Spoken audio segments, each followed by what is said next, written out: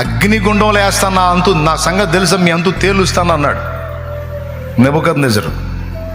అంటే వాడి ఫీలింగ్ ఏంటంటే అగ్ని బలం గొప్పది, కాల్చి బూడిద చేసేది మీ అందరిని.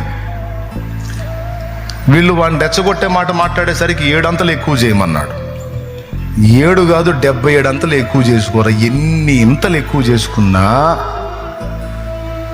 100 రకాల అగ్ని నువ్వు తెచ్చిపెట్టిన ఆ అగ్ని అంతటికంటే కూడా బలము గలవాడు నాడు.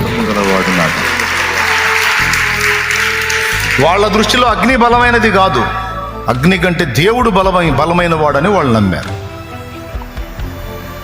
నెబుకద్నెజరేమో అగ్ని బలమైందని నమ్మాడు.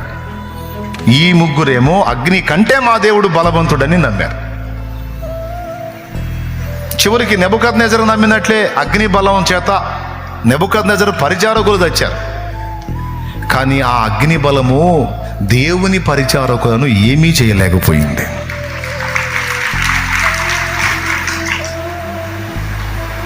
నెబుకద్నెజరు ప్రకారం అగ్ని బలమైందే, విసిరినోడు తెచ్చారు.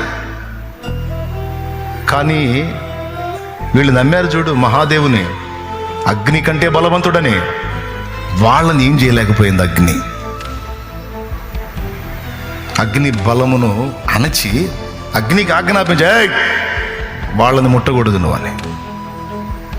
భగ భగ భగ భగ మండే అగ్ని, విసిరినోళ్ళని కాల్చిన అగ్ని విసరబడ్డోళ్ళని ముట్టనైనా ముట్టల, వాళ్ళ వెంట్రుకను కూడా తాకల. అది వాక్యం చెప్తున్న సత్యం.